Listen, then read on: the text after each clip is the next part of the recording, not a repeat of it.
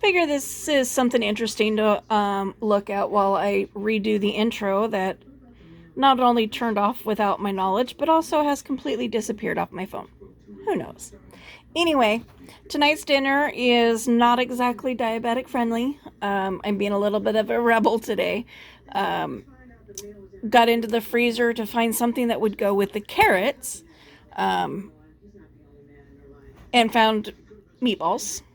I don't recall when I made them or what's in them. I will figure that out as they defrost and start to cook. Um, but other than that, I'm winging the recipe using my pressure cooker. So yeah, stay tuned as I film the cooking of this meal in multiple steps. Thanks for tuning in. Not sure when this stopped recording, but I'm browning the meatballs. Just gonna get try to get a decent coat on them, but they are wanting to fall apart and stick to the pan. I'm not sure why my video quit. To watch a little more closely this time and see if I get an error message this time.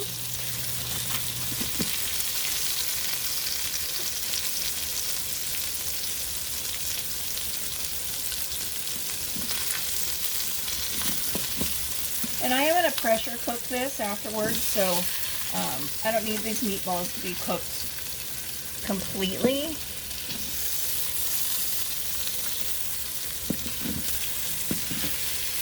I just like them to have a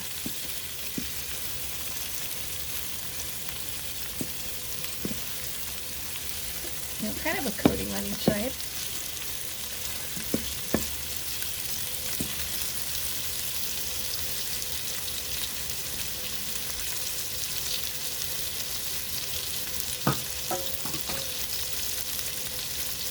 I'm not sure if this bowl is going to be big enough for the meatballs when they're done, but if not, no biggie, because they'll be going back in after I get the sauce put in. And if they weren't sticking so badly, I think they would be staying together, but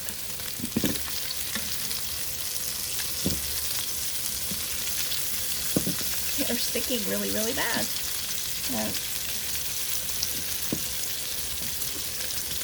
My foodie might be telling me it's time for a new pot.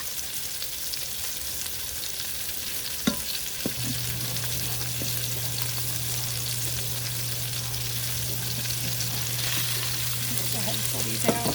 They're not as brown as I would like them to be, but that's okay.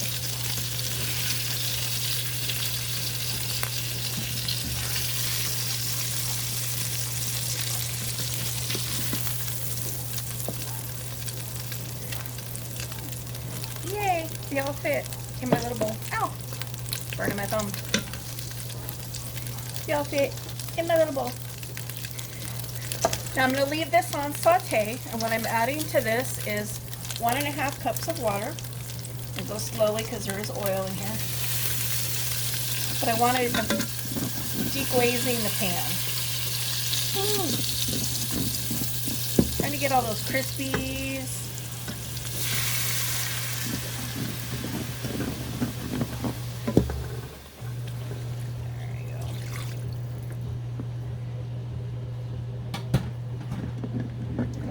Water heat up. Get to the bottom of that stuff.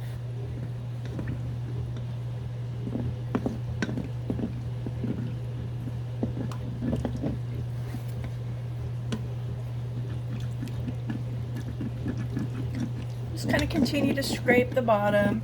You want to get all those, cracklings, all the crumbs, all the, the cooked on parts. That just adds to the sauce.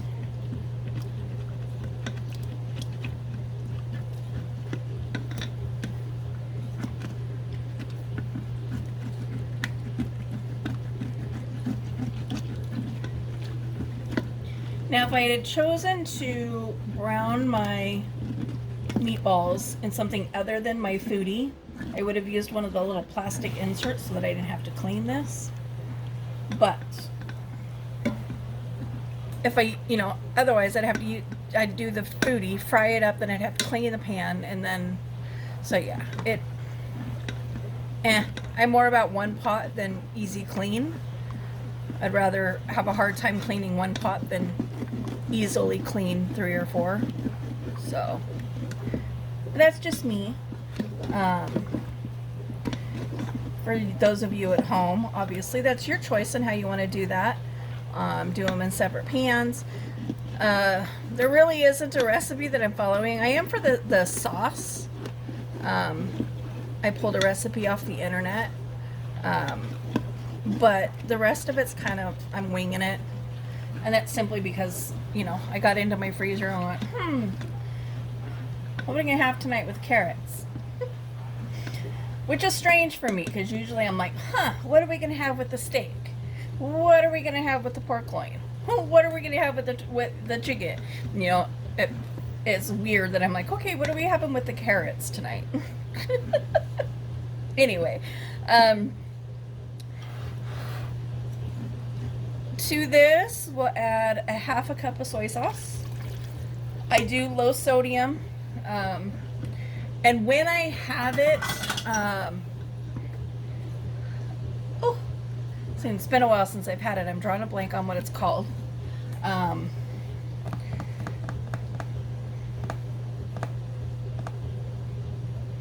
Coconut aminos are a good substitute for soy sauce for those people that need to be gluten-free. And I did that when we were trying to rule out whether I was gluten intolerant, but it turned out it's just a wheat issue for me, not gluten. This is 3/4 cups of brown sugar, which is, yes, this is why this is not a diabetic meal in any way, shape, or form. And I have no idea how you would cook this on a stove, to be honest, because I'm kind of winging it. And then a teaspoon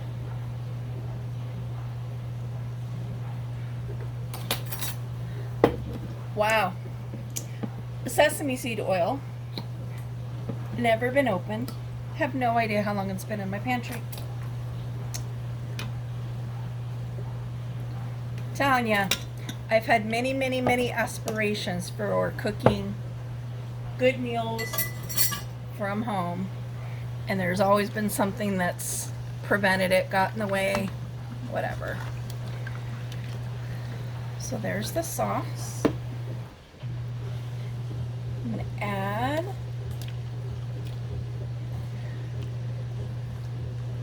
the meatballs back in.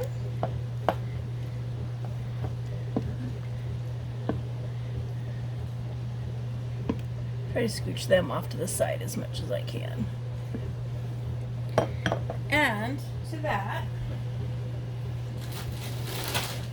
there's the big experiment.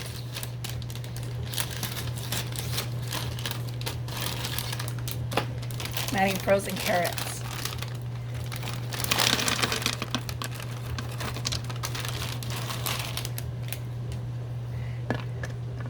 Now, this is more of a test for my husband than it is for myself. Because I like more vegetables than he does. It's probably way more carrots than we need for this meal, but it is what it is. And then from here, put on the pressure cooker.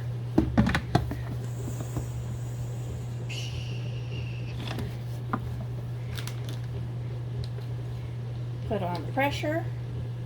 I'm going to go low pressure because it's going to be a while before he's home. I'm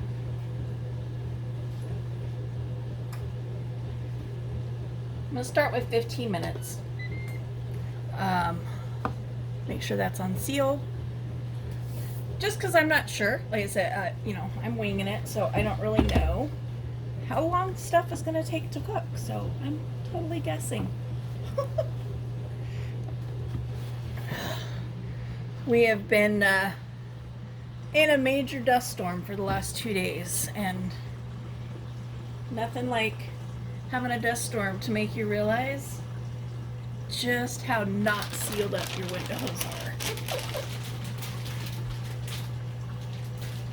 My poor vacuum cleaner errored out trying to suck up the extra dust out of the carpet today.